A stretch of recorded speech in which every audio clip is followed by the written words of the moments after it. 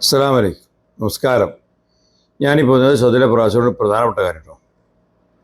Saudi അറേബ്യയിലേക്ക് ഒരുപാട് പേരുണ്ട്, തൊഴിൽ വിസ എടുത്ത് നാട്ടിൽ വരുന്നവരുണ്ട്. എനിക്ക് അവരോട് പറയാനുള്ളത്, നിങ്ങൾ തൊഴിൽ വിസ എടുത്ത് വരുന്ന സമയത്ത് നിങ്ങൾ ഏത് ജോലിയാണ്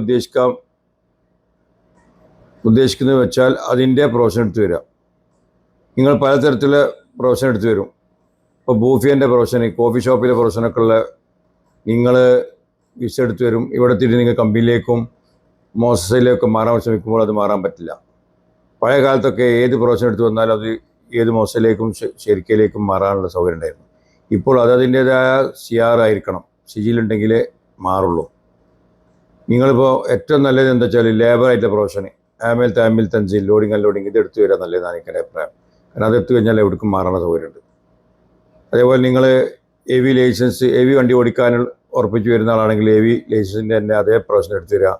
മീഡിയം വണ്ടി ഓടിക്കാനുള്ള ലൈസൻസ് എടുക്കുന്ന ആൾക്കാരാണെങ്കിൽ അതേ പ്രൊഫഷനുള്ള വിസ എടുത്തു വരിക. ഇവിടെ തിരിച്ച് നിങ്ങൾ പ്രൊഫഷൻ മാറണമെന്ന് പറഞ്ഞെങ്കിൽ നടക്കില്ല. പ്രൊഫഷൻ മാറാൻ കഴിയാത്ത ഒരുപാട് പേര് കുടുങ്ങി കിടക്കുന്നുണ്ട് ഇപ്പോൾ.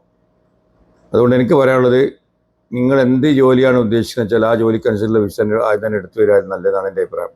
എന്നാൽ അതേ രീതിയിലുള്ള കമ്പനിയിലേക്കും മോശയിലേക്കും ഒക്കെ മാറാം. പിന്നെ ഇവിടെ എത്തിയതിനു ശേഷം നിങ്ങൾക്ക് അങ്ങനെ പ്രൊഫഷൻ മാറാനും മറ്റേ കഫാല മാറാനും ഏതെങ്കിലും പ്രൊഫഷൻ എടുത്ത് വന്നു കഴിഞ്ഞാൽ മാറാൻ പറ്റിയില്ലൊക്കെ ബുദ്ധിമുട്ടാണ്. അങ്ങനെ കുടുങ്ങിയ ഒരുപാട് പേരുണ്ട്. പഴയ കാലമാതിരിയല്ല ഇപ്പോൾ പുതിയ റൂൾസാണ്. നിങ്ങൾ ഏത് പ്രൊഫഷൻ എടുത്ത് വെച്ചാൽ അതിൻ്റേതായ CR ആയിരിക്കണം, എന്നാലേ അതിലേക്ക് മാറുള്ളൂ.